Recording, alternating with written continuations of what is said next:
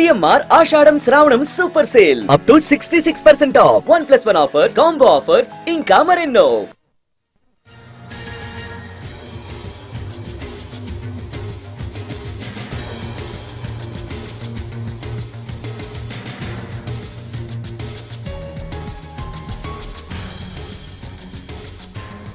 Liquor scam కేసులో నిందితుడు Chanakya bail petition పై Vijayawada ACB కోర్టులో విచారణ జరిగింది. చాణక్య బెయిల్ పిటిషన్ పై కౌంటర్ దాఖలు చేసింది సిట్.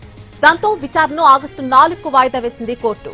మరోవైపు ఫామ్ హౌస్ లో పట్టుబడిన డబ్బు వ్యవహారానికి సంబంధించి కీలక నిందితుడు వరుణ్ ను ప్రశ్నిస్తున్నారు సిట్ అధికారులు. 5 గంటలుగా వరుణ్ విచారణ కొనసాగుతోంది. లిక్కర్ స్కామ్ కేసులో A1 గా రాజ్ కేసిరెడ్డికి వరుణ్ ప్రధాన అనుచరుడుగా చెప్తున్నారు. లిక్కర్ స్కామ్ లో కూడా వరుణ్ కీలక పాత్ర పోషించాడు. నగదు తరలింపు, డబ్బును డంప్ చేయడంలో అతడిది మేజర్ రోల్. అలాగే కేసు నమోదు కాగానే వరుణ్ విదేశాలకు పారిపోయాడు. ఈ మొత్తం వ్యవహారంలో ఎవరి పాత్ర ఏంటి అనే దానిపై వరుణ్ ను ప్రశ్నిస్తున్నారు సిట్ అధికారులు.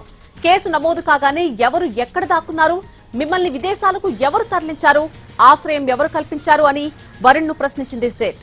పరారీలో ఉన్నటువంటి కిరణ్ కుమార్ రెడ్డి, అవినాష్ రెడ్డి, సైమన్, బొల్లారం శివకుమార్, అలాగే రాజీవ్ ప్రతాప్, బెహ్రాన్ పాత్రలపై కూడా వరుణ్ నుంచి వివరాలు రాబట్టేందుకు ప్రయత్నించారు పోలీసులు. ఎవరి ఆదేశాలతో డబ్బులు హైదరాబాద్ ఫామ్ హౌస్ లో డంప్ చేశారని సిట్ ప్రశ్నలు సంధించింది.